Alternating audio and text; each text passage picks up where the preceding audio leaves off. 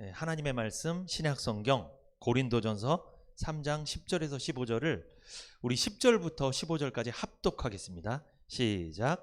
내게 주신 하나님의 은혜를 따라 내가 지혜로운 건축자와 같이 터를 닦아두매 다른 이가 그 위에 세우나 그러나 각각 어떻게 그 위에 세우기를 조심할지니라. 이 닦아둔 것 외에 능히 다른 터를 닦아둘 자가 없으니 이 터는 곧 예수 그리스도라. 만일 누구든지 금이나 은이나 보석이나 나무나 풀이나 집으로 이 터 위에 세우면 각각 공력이 나타날 터인데 그 날이 공력을 밝히리니 이는 불로 나타내고 그 불이 각 사람의 공력이 어떠한 것을 시험할 것임이니라. 만일 누구든지 그 위에 세운 공력이 그대로 있으면 상을 받고 누구든지 공력이 불타면 해를 받으리니 그러나 자기는 구원을 얻되 불 가운데서 얻은 것 같으리라. 아멘. 고린도전서 3장 10절에서 15절 중심으로 지혜로운 건축자라는 제목으로 은혜를 나누겠습니다. 지난주부터 제가 오늘까지 이 지혜로운 건축자가 누구인지에 대한 이 말씀을 전해 드리고 있습니다. 누가 지혜로운 건축자인가에 대한 말씀인데, 먼저 시편 1편 1절부터 3절 우리 한번 앞에 보고 같이 읽어보겠습니다. 시작. 복 있는 사람은 악인의 꾀를 좇지 아니하며 죄인의 길에 서지 아니하며 오만한 자의 자리에 앉지 아니하고 오직 여호와의 율법을 즐거워하여 그 율법을 주야로 묵상하는 자로다. 저는 시냇가에 심은 나무가 시절을 좇아 과실을 맺으며 그 잎사귀가 마르지 아니함 같으니 그 행사가 다 형통하리로다. 아멘. 시편은 총 한 150편이 있는데 그 150편의 긴 시편을 시작하면서 복 있는 사람이 누구인지에 대해서 말씀합니다. 복 있는 사람 누굴까요? 이렇게 물어보니까 모든 분들이 저요 막 그러더라고요. 네, 맞아요. 네, 축복합니다. 여러분과 제가 복 있는 사람인 줄 믿습니다. 우리 한번 인사 한번 하고 시작할까요? 이렇게 인사해 보세요. 성도님은 복 있는 사람입니다. 시작. 성도님은 복 있는 사람입니다. 아멘. 다시 한번 이렇게 한번 인사해 볼까요? 좋겠어요. 시작. 좋겠어요. 그럼 이렇게 한번 인사해 보겠습니다. 그럼요, 좋습니다. 시작. 그럼요, 좋습니다. 이렇게 인사하면 또 약 오르는 분이 있을 수 있는데 약 오르려고 하는 게 아니라 진짜 좋으니까, 복 있는 사람이니까. 자, 시편 1편 1절에 복 있는 사람이 나오죠. 그런데 이 시편 1편 쭉 읽어보시면 아시겠지만 이 복 있는 사람이 보세요. 악인의 꾀를 쫓지 아니하며 죄인의 길에 서지 아니하고 오만한 자리에 앉지 아니하면 복 있는 사람이냐? 여기서 포인트가 뭐냐면 2절입니다. 2절이 뭐예요? 오직 여호와의 율법을 즐거워하여 그 율법을 주야로 묵상하는 자로다. 여기서 이 율법은요, 어떤 십계명 이런 것만 말하는 게 아니고 이 구약 성경, 이 성경 말씀을 말하는 거예요. 율법은. 그러니까 오직 여호와의 말씀을 즐거워하여 그 말씀을 주야로 묵상한다. 여러분, 말씀을 묵상하는데 이건 묵상한다는 건 가까이 한다는 거잖아요. 그러면 이 사람이 무엇 중심으로 살았다는 거예요? 말씀 중심으로 살았다는 거예요. 그렇다면 말씀을 가까이 한다는 것은 하나님을 가까이 한다는 거예요. 이 사람이 누구 중심으로 살았다는 거예요? 하나님 중심으로 살았다는 거예요. 자기 생각과 자기 꾀와 자기 어떤 의견들이 있었을 텐데 불구하고 그는 말씀 중심으로 살았다. 그래서 주야로 말씀을 가까이 하면서 살았다. 여러분, 요즘에 뭘 가까이 두고 살아요? 저는 핸드폰 많이 가까이 두고 살긴 하는데 여러분, 뭐가 가까워요? 저도 좀 반성합니다. 핸드폰 좀 줄여야 되는데. 아니면 어떤 분들은 뭐 넷플릭스가 될 수도 있고 유튜브가 될 수도 있고, 어떤 분들은 뭐 사람이 될 수도 있고, 세상에 어떤 것들이 내 가까이 두고 있는 게 있잖아요. 그런데 시편 1편 이 사람은 무엇을 가까이 둔대요? 말씀을 가까이 둔답니다. 아, 대단한 거예요. 말씀을 가까이 두었다. 말씀을 가까이 두다 보니까 악인의 꾀를 쫓지 않게 되고 죄인의 길에 서지 않게 되며 오만한 자의 자리에 앉지 않게 된다는 거예요. 말씀을 가까이 두고 살았더니 시편 1편 1절에 어떤 현상들이 나타났다는 거죠. 그 사람이 어떤 복을 받을까요? 3절에 시냇가에 심은 나무입니다. 이 세상 우리가 처음에 태어났을 때는요, 마치 사막에 심겨진 나무처럼 태어납니다. 우리는 예사롭지 않아요. 태어날 때부터 웁니다. 엄마 뱃속에서 10달 동안 편했는데, 그때는 엄마로부터 모든 걸 공급받기 때문에 내게 할 게 없었어요. 그런데 탯줄이 잘리고 단절되는 순간 그 다음부터 내가 내 인생을 책임지는 인생이 돼버리는 거예요. 내가 노력해야 돼요. 열심히 살아야 돼요. 사막에 심겨진 나무처럼 내가 막 물을 찾아야 됩니다. 그래야지 내가 생존할 수 있어요. 그런데 시냇가에 심은 나무는요, 원래 거기 있던 나무가 아니고요, 사막이나 광야에 있던 나무를 심어진 나무예요. 옮겨 심은 나무라는 거예요. 우리가 사막 같은 인생, 이 메마른 인생, 이 광야 같은 인생을 살다가 언제 우리가 옮겨 심어질까요? 예수님을 믿게 될 때. 우리가 말씀을 듣고 예수님을 믿고 구원받을 때 우리는 천국으로, 영생으로 심어지는 줄 믿습니다. 그때 우리는 은혜를 받고 드디어 이제 은혜의 물줄기를 우리가 빨아들이는 거예요. 쫙쫙 이렇게 시냇가에 심겨진 나무처럼. 시냇가에 심은 나무는 계절을 두려워하지 않습니다. 왜? 항상 시냇가에 심어져 있기 때문이죠. 예수님을 믿고 구원받은 사람, 이 말씀을 가까이 하고 말씀에 은혜 받는 사람은 어떤 형편이든 상황이든 두렵지 않습니다. 세상의 경기가 어렵습니다. 삶이 힘듭니다. 몸이 아픕니다. 문제가 있습니다. 두려워하지 않아요. 왜? 항상 말씀의 은혜를 받고 있기 때문에 두렵지 않아요. 여기 보면 3절에 그 잎사귀가 마르지 아니함 같으니 그 행사가 다 형통하리로다. 이 시냇물은 가뭄이어도 마르지 않은 시냇물 같아요. 이 시냇물은 뭘 말하는 걸까요? 하나님의 은혜를 말합니다. 여러분, 하나님이 말씀을 통해 주시는 은혜는 세상이 아무리 경기가 안 좋아도 마르지 않아요. 그 은혜는 계속되는 거예요. 우리 예수 믿는 사람은 그 은혜 받고 살아야 됩니다. 근데 우리가 아멘 하지만 속으로는 목사님 그래도 돈도 좋아요, 세상 것도 좋아요, 그렇게 우리는 하고 있지만, 그럼에도 여러분 우리가 현실적인 부분이 있어요. 맞아요. 그러나 우린 하나님의 은혜 없이는 못 사는 줄 믿습니다. 우리 은혜가 있어야 돼요. 여기 보니까 시편 1편 3절을 보면 그 행사가 다 형통하리로다. 하는 일마다 술술 잘 풀린다. 그 제가 예전에 이 성도님들 신방 가거나 집들이 할 때 휴지를 사갈 때가 있어요. 저는 이 휴지를 삽니다. 잘 풀리는 집. 요거 살 때가 있어요. 제발 잘 풀려라, 이렇게 휴지가 둘둘 풀리듯이. 의미가 있게 사간 거죠. 그런 때가 있었습니다. 그런데 이 시편 1편 3절에 그 행사가 다 형통하리로다, 이거는 모든 일이 술술 잘 풀린다는 뜻이 아니에요. 이게 무슨 뜻일까요? 하는 일마다 뭐 다 잘 되는 겁니까? 아니에요. 여러분, 예수 믿고 구원받았어도 안 될 수도 있어요. 잘 힘들 수도 있어요. 아시잖아요. 그 행사가 형통하다는 건 뭐냐면 내가 어떤 상황 중에도 무엇을 잃어버리지 않는다? 하나님 말씀을 통해 은혜를 잃어버리지 않는다는 거예요. 그 은혜의 시냇가에 내가 심겨져 있기 때문에, 그 은혜를 공급받기 때문에 세상에서 힘들어요. 문제가 해결 안 됐어요. 그래도 문제가 언제 있었는지 모를 정도로 살아간다는 거예요. 은혜 받는 사람들은 신기해요. 그 사람이 세상에서 일이 풀려서 행복한 게 아니에요. 집에 가보면요, 문제 투성이에요. 그대로야. 그런데 항상 행복합니다. 이거 마치 뭐에 홀린 사람처럼 행복해요.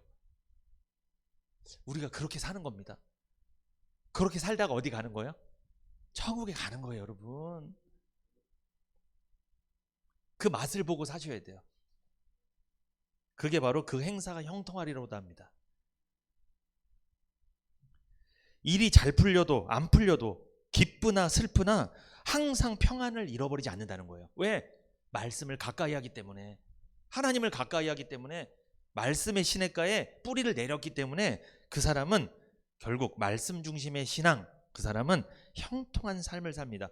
여기서 우리에게 주는 메시지, 형통한 삶의 비결은 말씀 중심의 신앙생활 하셔야 됩니다. 이게 형통한 삶의 비결이에요. 우리는 우리의 삶의 형통을 결정하는 말씀을 지금 이 시간도 듣고 있습니다. 그런데 똑같은 시간에 똑같은 장소에서 똑같은 하나님 예배하고 똑같은 말씀을 듣는데 두 종류의 예배자가 있습니다. 어떤 사람이 있냐? 여러분, 두 종류의 예배자가 있다는 건 두 가지 운명에 처한다는 거예요. 두 가지 길을 간다는 거예요. 어떤 사람? 말씀을 듣는 사람이 있고요, 말씀을 받는 사람이 있어요. 여러분, 어떤 사람 되고 싶으세요? 받는 사람이 돼야 돼요. 받는 사람. 이상하게 두 번째가 더 좋은 것 같다고 항상 그렇게 예측을 하시는데 맞아요. 뒤에 나오는 게 더 좋은 겁니다. 말씀을 받는 사람. 듣는 사람과 받는 사람의 차이가 뭡니까? 둘 다 말씀을 듣는다는 공통점은 있습니다. 그러나 말씀 받는 사람은 한 가지가 더 있죠. 뭐예요? 자신에게 적용하는 거예요. 적용. 시편 1편에 복 있는 사람은 어떻게 적용할까요? 말씀 중심으로 살아가면 하나님이 시냇가에 심은 나무처럼 형통하게 하신다. 이걸 알기 때문에 그는 항상 어떤 노력을 할까요?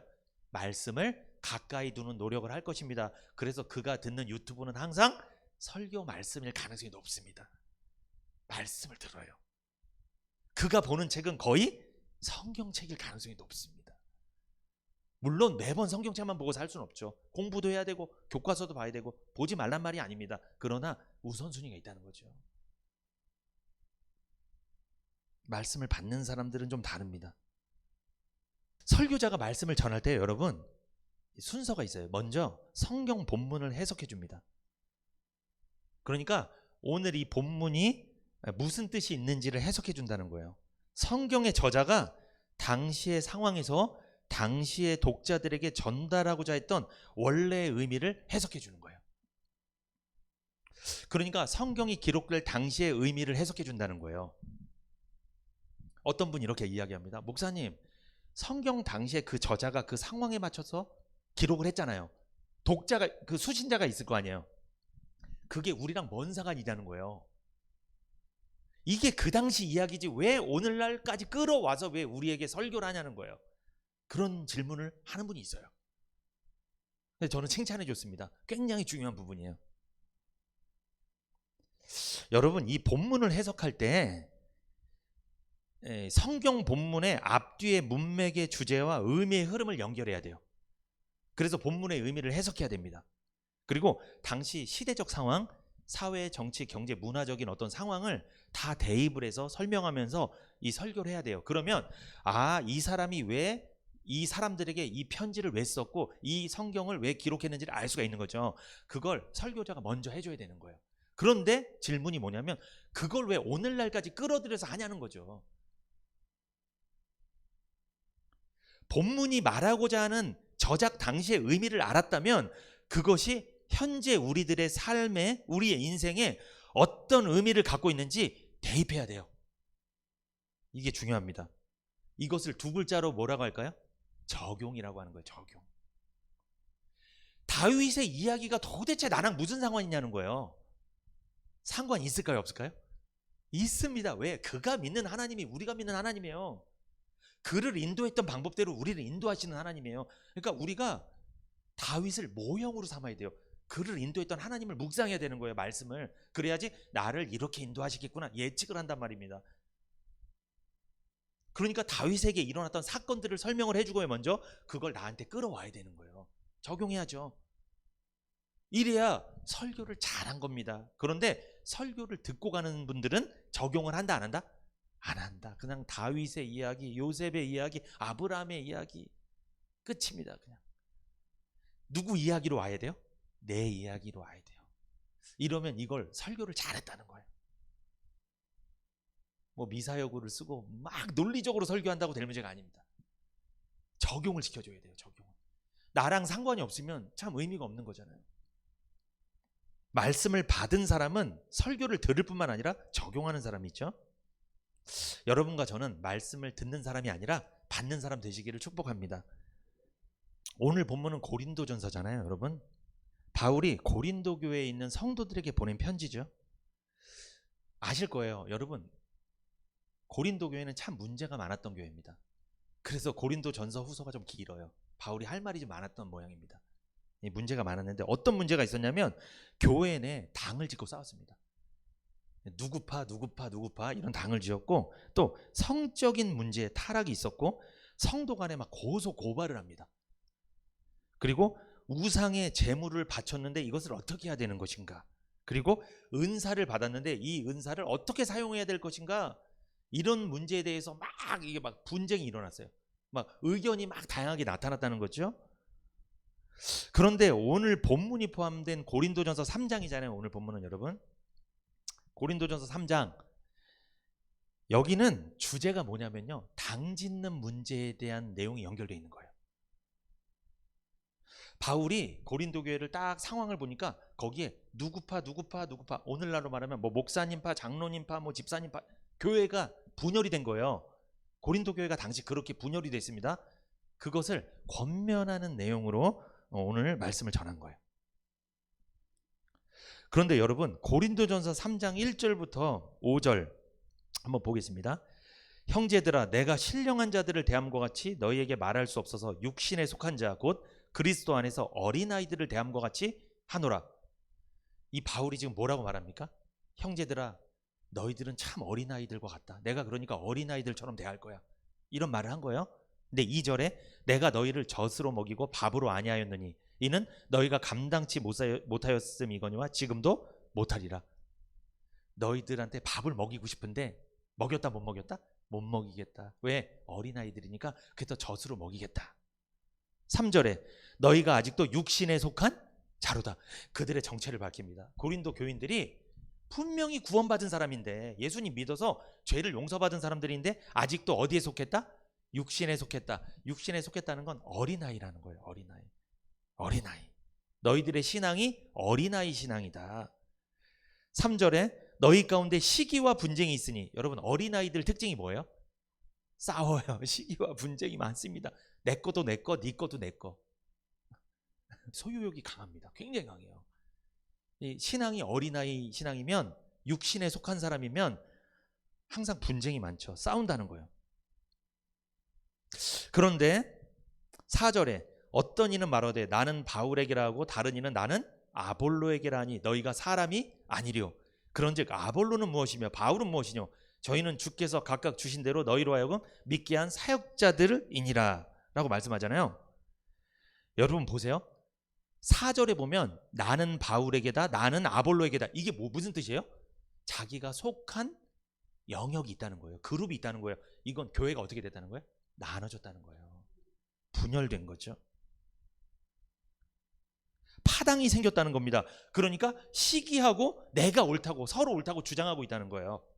고린도전서 3장 1절부터 5절 이렇게 교회가 분열이 됐습니다. 그런데 고린도전서 3장 6절부터 9절까지 한번 읽어봅니다. 시작. 나는 심었고 아볼로는 물을 주었으되 오직 하나님은 자라나게 하셨나니 그런즉 심는 이나 물 주는 이는 아무것도 아니로되 오직 자라나게 하시는 하나님뿐이니라. 심는 이와 물 주는 이가 일반이나 각각 자기의 일하는 대로 자기의 상을 받으리라. 우리는 하나님의 동역자들이요 너희는 하나님의 밭이요 하나님의 집이니라. 바울이 이야기하죠. 나는 심었고 아볼로는 물을 주었다. 이게 무슨 뜻이에요? 나는 바울을 말하는 거예요. 바울은 심었다. 바울은 복음의 말씀을 전해줬다. 말씀의 씨를 뿌렸다. 전해줬다. 그리고 아볼로는 뭘 줬다? 물을 줬다. 이게 무슨 뜻이냐? 바울이 고린도 교회에 사역할 때 동역자들이 있었어요. 아볼로라는 목사님이 있어요. 대단한 분이에요. 이분도 똑똑한 분이에요.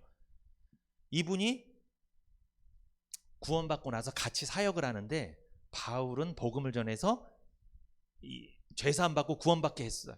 그 다음에 끝이 아니라 그 사람들을 양육해야 되잖아요. 말씀으로. 그 일을 누가 했다? 아볼로 목사님이 했다는 거예요. 양육을 했다는 거예요. 아볼로 목사님이.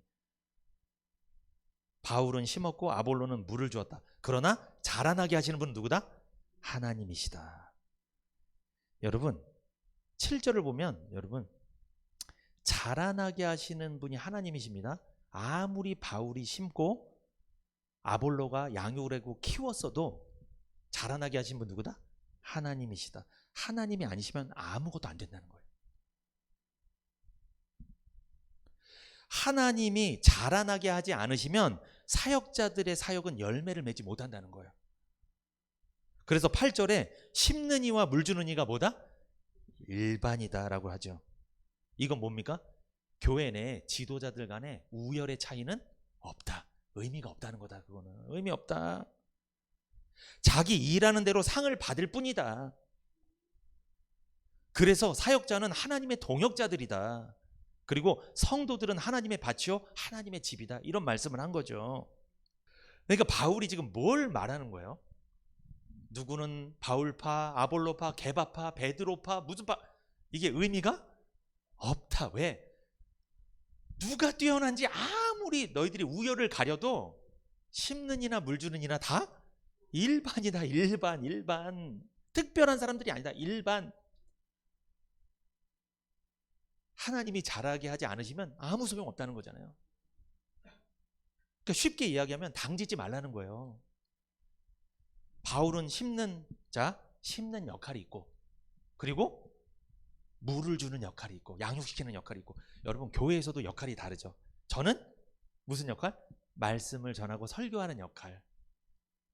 그리고 성도님들 중에는 어떤 분들은 이 예배가 끝나면 식사를 준비하는 역할, 어떤 분은 차량 운행을 하는 역할, 어떤 분은 교회에서 뭐 청소를 하거나 여러 가지 역할들이 있잖아요. 그리고 찬송하고 찬양, 성가대, 찬양대 하는 역할, 다 역할이 있지 않습니까? 우열이 없다는 거예요. 누가 더 뛰어나고 누가 더 모자르고 이게 아니란 말입니다. 일반이라는 거죠. 그래서 바울이 지금 당을 짓지 말라고 권면하는 겁니다. 그런데 그런 배경에서 바울이 오늘 본문을 말한 거예요. 고린도전서 3장 10절 시작. 내게 주신 하나님의 은혜를 따라 내가 지혜로운 건축자와 같이 터를 닦아두매 다른 이가 그 위에 세우나 그러나 각각 어떻게 그 위에 세우기를 조심할지니라. 자, 이런 말씀을 하죠. 그러니까 바울이 이게 무슨 말이냐면, 나는 하나님의 은혜를 따라 기초를 놓았습니다. 그런데 다른 이가 그 위에 세우나, 이 말씀이죠. 요거는 아볼로나 교회 다른 지도자들이 말씀으로 양육해서 거기에 집을 세워 나갈 것입니다. 이 뜻이에요. 기초는 바울이 놨는데 그 이후에는 누가 한다? 아볼로나 다른 사역자들이 하게 될 것이다. 집을 짓게 될 것이다. 그러나 집을 지을 때 조심하라고 그러죠. 이거는 주의하라는 거예요. 세심하게 신경 쓰라는 거예요. 그러니까 아무렇게나 집을 짓지 말라는 거예요. 큰일 난다는 거예요. 왜 그럴까요? 무너진다는 거예요. 그렇게 되면 지금처럼 당을 짓고 팔을 나눠서 이런 식으로 집을 짓지 마라. 그렇게 하지 마라. 그렇게 했다가는 다 무너질 것이다. 하지 말라는 거예요. 그렇게 지혜로운 건축자가 되라는 겁니다. 고린도전서 3장 11절 이 닦아둔 것 외에 능히 다른 터를 닦아둘 자가 없으니 이 터는 곧 예수 그리스도라. 여러분, 제가 지난주에 누가 지혜로운 건축자인지 첫 번째 메시지를 전해드렸어요. 누가 지혜로운 건축자예요? 기억나십니까? 첫 번째, 건축할 때 기초공사를 잘한 건축자가 지혜로운 건축자예요. 기초공사를 잘해야 됩니다. 여러분, 기초공사가 뭡니까? 구조물을 지탱할 수 있도록 집안을 다지는 공사가 기초공사잖아요. 기초공사가 잘못되면 어떻게 됩니까? 지어도 의미 없는 거예요. 다 의미 없는 행동이 되는 거예요. 집안이 약한데 뭐가 되겠어요? 그래서 마태복음 7장에 보면, 성경에 보면 반석 위에 집을 지은 사람, 모래 위에 집을 지은 사람이란 말이 나옵니다. 여러분, 집을 지을 때는 반석 위에 지어야 돼요? 모래 위에 지어야 돼요? 반석 위에 지어야 돼요. 모래 위에 집을 지어도요, 사실 올라가요. 집이 올라갑니다. 세워지긴 해요. 근데 뭐가 오면 어떻게 돼요? 비가 오고 창수가 나고 바람이 불면 그냥 무너지는 거예요. 반석 위에 집을 세우면 무너지지 않습니다. 기초공사를 잘했기 때문이죠. 바울이 기초공사를 어떻게 이야기합니까? 이 말씀이잖아요. 고린도전서 3장 10절 내게 주신 하나님의 은혜를 따라 내가 지혜로운 건축자와 같이 터를 닦아두매 다른 이가 그 위에 세우나 그러나 각각 조심해라. 뭐라고 말합니까? 이 닦아둔 것 외에 능히 다른 터를 닦아줄 자가 없으니 이 터는 곧 예수 그리스도라. 이게 무슨 말이에요? 예수 그리스도라는 터 위에 자리를 잡고 그 반석 예수님 위에 뭘 지어라? 신앙의 집을 지어라. 교회를 세워가라. 바울이라는 터 위에, 아볼로라는 터 위에, 베드로라는 터 위에 짓지 마라. 안 돼. 그건 그러면 분쟁이야. 계속 싸울 거야. 무너지는 거야. 그러면 그렇게 하지 말고 어떻게? 예수 그리스도 위에 집을 지어라. 그럼 여러분, 예수 그리스도는 복음이잖아요. 복음의 말씀이잖아요. 한마디로 교회는 어디다 지으라는 거예요? 복음의 말씀 위에 교회를 세우라는 거예요. 그래야지 분쟁이 안 생겨요. 그래야지. 복음의 말씀 외에는 반드시 분쟁이 생깁니다. 나는 이 목사님이 좋아, 난 이 전도사님이 좋아, 난 이 장로님이 좋아. 쑥대밭 되는 거예요. 그러면 정말 쑥대밭 되는 거예요. 사람을 좋아하는 게 아니고요. 무엇을 좋아해야 돼요? 예수님을 좋아해야 돼요. 이 성경 말씀을, 이 말씀을 좋아해야 돼요. 말씀을 가까이 하셔야 돼요. 사람을 가까이 하면요, 분쟁이 생겨요. 자꾸만 싸움이 일어나고. 말씀을 가까이 해야 됩니다. 그래서 바울은 터는 누구밖에 없다? 예수 그리스도밖에 없다. 이 교회의 터, 고린도 교회의 터는 예수 그리스도밖에 없다. 복음밖에 없다. 이 시은혜 교회의 터는 누구밖에 없다? 예수님밖에 없다. 복음의 말씀밖에 없습니다. 여러분, 우리 시은혜 교회는 말씀 중심의 교회입니다. 말씀 위에 세워진 교회예요. 다른 것 위에 세우지 않습니다. 그랬다가는 우리도 비바람이 불고 창수가 나고 무너져 버리겠죠. 우리 교회는 기초공사가 잘 돼 있습니다. 그래서 잘 돼 있어요. 여러분, 내 신앙, 우리의 신앙은 예수 그리스도라는 복음이라는 터 위에 지어져 있습니까? 혹시 내 신앙이 어떤 이상한 거에 지어져 있는 거 아니에요? 예를 들어서 여러분, 신천지 있잖아요. 이단들은요, 비유풀이 하라고 그래요. 이 성경을 비유를 풀어요. 막 이렇게 막 요거를 분석을 해서 막 비유 풀어요. 그걸 못하면 천국에 못 간다고 주장합니다. 그들은 어디다 집을 진 거예요? 그러니까 비유풀이에다 집을 진 거예요. 무너져 버린 겁니다. 잘못된 거예요. 거짓말 교리, 거짓 말씀에다 집을 지은 거예요. 그런데 거짓말로 집을 지었는데, 그 위에 집을 지었는데도 튼튼해 보여요. 지금 막 몇십만 명이 막 몰려다녀요. 막. 그러니까 그런데 보면은 뭐가 능력이 있는 것 같고 대단한 역사가 있는 것처럼 보이긴 해요. 근데 언제 무너질 거다? 그것은 예수님 다시 오시면 세상을 불로 태울 때, 그때 와장창 무너져 버리는 거예요. 교회가 좀 작더라도 복음 위에, 말씀 위에 집을 잘 지어놨으면 주님이 다시 오셨을 때 어떻게 됩니까? 잘하였다, 충성된 종아, 칭찬 받는 거예요. 그게 이 말씀이에요. 기초공사 잘해야 됩니다.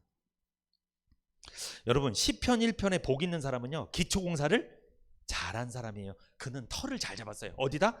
광야 같은 인생에 심겨져 있는 나무였는데, 메마른 나무였는데 어디? 시냇가에 나무가 옮겨져 심었어요. 이건 터를 잘 잡은 거예요. 기초공사가 잘 된 거예요.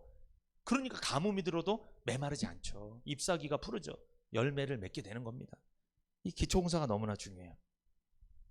시편 1편 4절 읽어봅니다. 시작. 악인은 그렇지 않으며 오직 바람에 나는 겨와 같도다.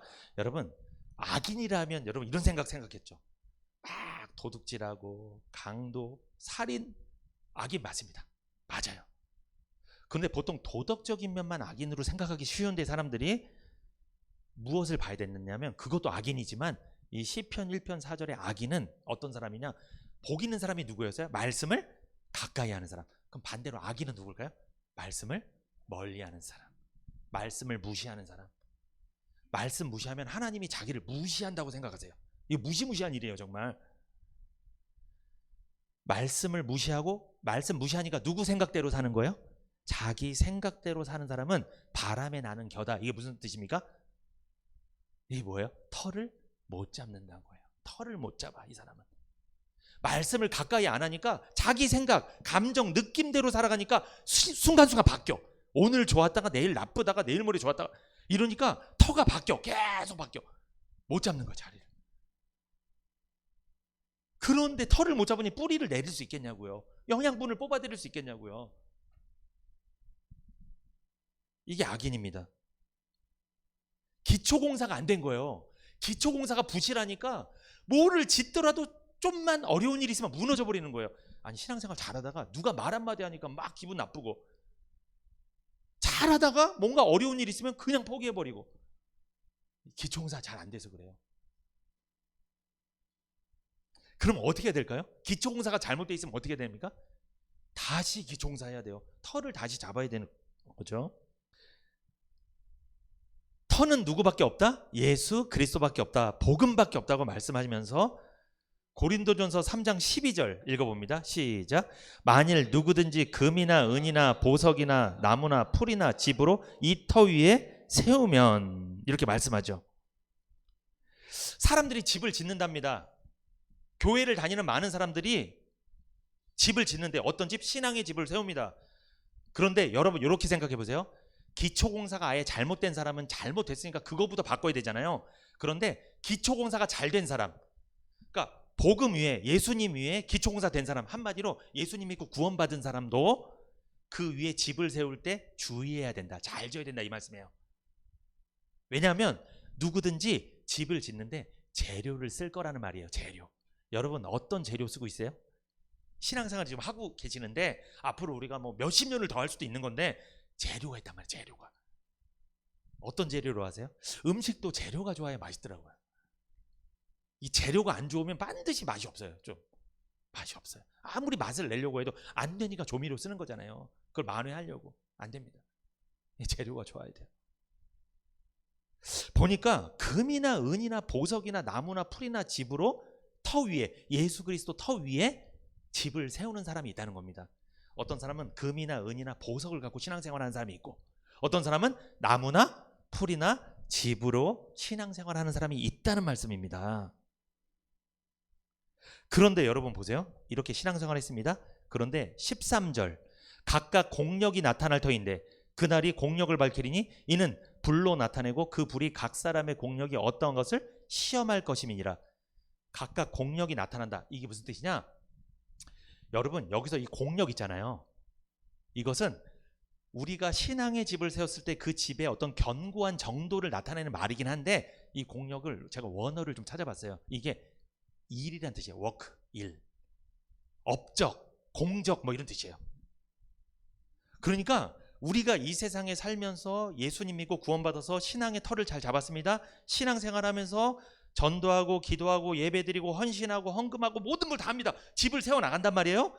그런데 그것이 잘 세워졌는지 안 세워졌는지 나중에 주님이 그 날에, 여기 3장 13절 보면 그날 나오죠. 이 날은 주님이 다시 오시는 날, 재림하시는 그날에 시험할 거다. 뭘로? 불로 시험해 볼 거다. 그런데 여러분 보세요. 불로 시험하는데 금이나 은이나 보석으로 지은 사람은 어떻게 되겠어요? 불로 시험해도 좀 높긴 높겠지만 그대로 있잖아요. 없어지진 않잖아요. 이 사람은 재료를 잘 쓴 거예요. 터도 잘 잡았지만 재료를 잘 써서 신앙생활을 잘한 거예요, 이 사람은. 그런데 나무나 풀이나 집으로 집을 지은 사람은 어때요? 이 사람은? 불로 시험하면 없어지죠.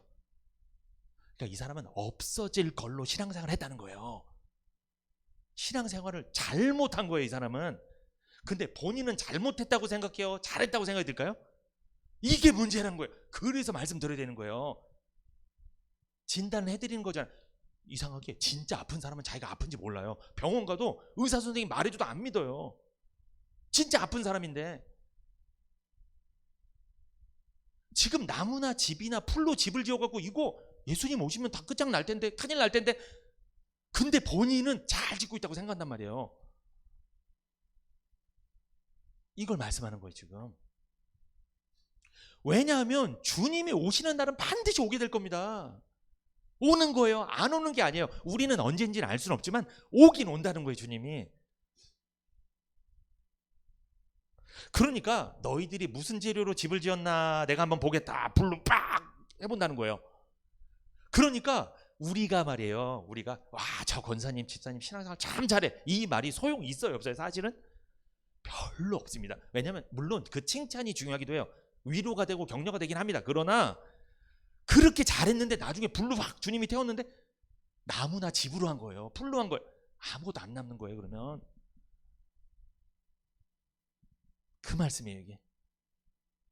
주님이 시험을 하시겠다는 거예요. 주님이 지금 공력을 시험하는 거잖아요.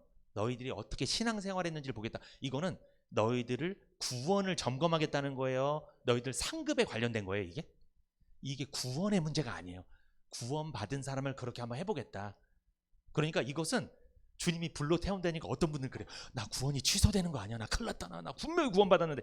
구원을 취소시킨다는 말이 아닙니다. 너희들의 신앙생활을 점검하고 상급의 정도를 주겠다. 금메달을 줄 건지 은메달을 줄 건지 동메달을 줄 건지 상급이잖아요. 급수가 있는 거예요. 급을 나눠주겠다는 거예요. 근데 금이나 은이나 보석으로 신앙생활한 사람은 신앙의 집을 그것으로 재료를 갖고 지은 사람은 금메달을 줄 거고, 만약에 나무나 집이나 풀로 한 사람은 동메달 줄 거고, 이 뜻이에요. 이게 오해하시면 안 됩니다. 불로 태운다니까 나 큰일 났다, 나 구원이 취소되는 거 아닌가. 그게 아닙니다. 그게 아니에요. 이 분별하시라는 거예요. 그런데 고린도전서 3장 14절, 만일 누구든지 그 위에 세운 공력이 그대로 있으면 뭘 받고? 상을 받고. 상을 받는데 그대로 있으면, 금이나 은이나 보석으로 집을 지은 사람은. 그런데 고린도전서 3장 15절, 누구든지 공력이 불타면 해를 받으리니 그러나 자기는 구원을 얻되 불 가운데서 얻은 것 같으니라. 공력이 불타면 너희들이 했던 일들, 했던 업적이나 신앙생활 했던 게 딱 불로 했는데 나무나 집으로 한 거야. 큰일 났어. 이게 나무나 집으로 했던 거야. 잘못한 거야. 이거 되돌릴 수도 없고 불에다 탔어요. 아무것도 안 남잖아요. 그러면 그 사람은 좀 부끄러울까요? 안 부끄러울까요? 부끄럽겠죠. 부끄러워. 속으로 그럴지도 몰라요. 우리 목사님 이런 거 좀 알려주지, 나한테 좀 제대로. 내가 착각하고 있었다는 걸 좀 알려주지 왜 안 알려줬을까? 라고 뭐 원망할 수도 있겠죠. 저 알려드리잖아요. 지금 공력이 불타면 해를 받습니다. 그러나 여기 보세요. 자기는 구원을 얻되 불 가운데서 얻었다. 무슨 뜻입니까? 여러분, 집에 불이 나서요. 불이 나서 몽땅 타. 근데 몸만 사는 거예요. 천국을 들어가는데 몽땅 타. 내가 신앙생활을 70년 80년 모태신앙부터 했는데 전부 다 사라졌어. 내가 했던 모든 게 다 사라져. 근데 뭐만 남은 거예요? 내 몸만 간신히 어디 들어가는 거예요? 천국에 들어가는 거예요. 불탄 집에서 몸만 뛰어나온 사람처럼. 이걸 부끄러운 구원이라고 하거든요.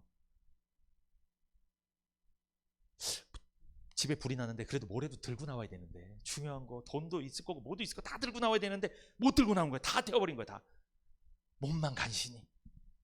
근데 어떤 분 이렇게 말씀해요. 목사님, 몸만 간신히 구원받아도 좋은 거 아니냐? 물론 좋죠. 감사한 일이죠. 지옥 가는 것보다 낫죠. 그러나 이게 부끄러운 구원이잖아요. 이게 두 번째 메시지 전하고 이제 마치겠는데, 여러분 누가 지혜로운 건축자일까요? 아까 첫 번째 뭐였어요? 기초공사를 잘한 사람. 누가 지혜로운 건축자입니까? 두 번째, 좋은 재료를 쓰는 건축자예요. 좋은 재료. 12절에 금이나 은이나 보석 있죠. 여러분, 이거는요 뭘 상징하냐? 영원한 것을 상징해요. 영원한 것, 변하지 않는 것, 영적인 걸 말합니다. 이건 뭘 말하겠어요? 그러니까 기초를 복음 위에 세웠잖아요. 예수님 위에서 세웠잖아요. 우리 신앙생활 뭐로 해야 돼요? 그러니까 말씀으로, 복음으로, 말씀으로. 그러니까 내가 말씀으로 구원받았어. 그러면 무슨 중심 생활해야 돼요? 말씀 중심의 생활하면서 그 말씀을 나의 삶에 한 가지라도 적용하면서 산다. 그 사람은 금이나 은이나 보석으로 집을 짓는 거예요. 그 사람은 상급이 어마어마합니다. 주님이 불로 시험했을 때 안 타요. 그러면 주님이 뭐라고 하시겠어요? 네가 시편 1편에 복 있는 사람이 너였구나. 너 시냇가에 심은 나무였구나. 너 말씀에 심기였구나. 너 말씀을 사랑했구나. 그 사람이 금이나 은이나 보석으로 지은 사람이에요. 집을 지은 사람. 여러분, 말씀은 탈까요, 안 탈까요? 주님이 불로 시험했을 때 안 탑니다. 이 말씀은 영원한 말씀이에요. 살아있는 말씀이에요. 죽은 말씀이 아니에요. 생명력 있는 말씀, 영원한 말씀. 풀은 시들고 꽃은 시들지만 이 말씀은 영원토록 세세토록 있는 말씀이잖아요. 이 말씀으로 신앙의 집을 지으시기 바랍니다. 어렵지 않아요, 여러분. 우리는요 말씀으로 터를 잡고 말씀으로 집을 세우면서 사는 사람들이에요. 그런데 여러분, 나무나 풀이나 집 있죠? 이것은요 육신적인 걸 말하는 거예요. 세상의 것들, 일시적인 것들을 말하는 거예요. 일시적인 거, 영원하지 않은 거. 내 손에 영원히 갖지 못하는 거로 신앙생활을 하게 되면 나중에 어떻게 될 거다? 주님이 불로 태우면 다 타버릴 거라는 거예요. 요한일서 2장 15절에서 17절 같이 읽어봅니다. 시작. 이 세상이나 세상에 있는 것들을 사랑치 말라. 누구든지 세상을 사랑하면 아버지의 사랑이 그 속에 있지 아니하니, 이는 세상에 있는 모든 것이 육신의 정욕과 안목의 정욕과 이생의 자랑이니 다 아버지께로 쫓아온 것이 아니요 세상으로 쫓아온 것이라. 이 세상도 그 정욕도 지나가되 오직 하나님의 뜻을 행하는 이는 영원히 거하느니라. 아멘. 여러분, 이 세상이나 세상에 있는 것들을 사랑하지 말라. 뭡니까? 나무나 집이나 풀로 신앙의 집을 짓지 말라는 거예요. 일시적인 것으로 짓지 말라는 거예요. 세상 거로 신앙생활 하지 말라는 거예요. 왜? 이 세상도 정욕도 지나가되. 일시적인 거라는 거예요. 뭐까지 간다는 거예요. 그거는 내가 돈으로 신앙생활하고 직분으로 신앙생활하고 내가 어떤 권력으로 막 신앙생활했어. 근데 그거는 어디서만 통하냐면 교회, 여기 이 땅에 있는 교회에서는 통했을지 몰라요. 그러나 하늘나라 가면 안 통해요. 그거는 불로 태우면 다 없어지는 거다. 그런데 뭐는 남아있어요? 말씀은. 내가 말씀의 은혜를 많이 받고 이 말씀 중심으로 신앙생활을 했어. 대박입니다. 그래서 대박. 그 사람이 대박이에요. 정말 나중에 격차가 벌어질 거예요. 운명이 갈릴 거예요. 똑같은 예배 시간에 똑같은 말씀 듣고 똑같이 신앙생활 했는데 격차가 벌어지는 거예요. 왜 저 사람은 금메달일까? 내가 더 열심히 한 것 같은데 왜 나는 동메달밖에 안 되지? 말씀드리잖아요. 지금 이 원리를 말씀드렸으면 이 원리를 적용해 봐야 돼요. 그게 지혜로운 사람이에요. 금과 은과 보석처럼 변하지 않는 복음의 말씀으로 그리스도의 몸된 교회를 세워나가야 됩니다. 우리 신앙생활을 세워나가야 돼요. 목회를 그렇게 해야 돼요. 일시적인 걸로 뭐 요렇게 하면 이 프로그램을 쓰면 교회가 잘 되겠지 해갖고 그거 들여와갖고 막 하고 이래서는 안 됩니다. 물론 그렇게 해서 교회가 부흥할 수 있습니다. 그런 방법 쓰지 않겠습니다. 그렇게는 안 할래요.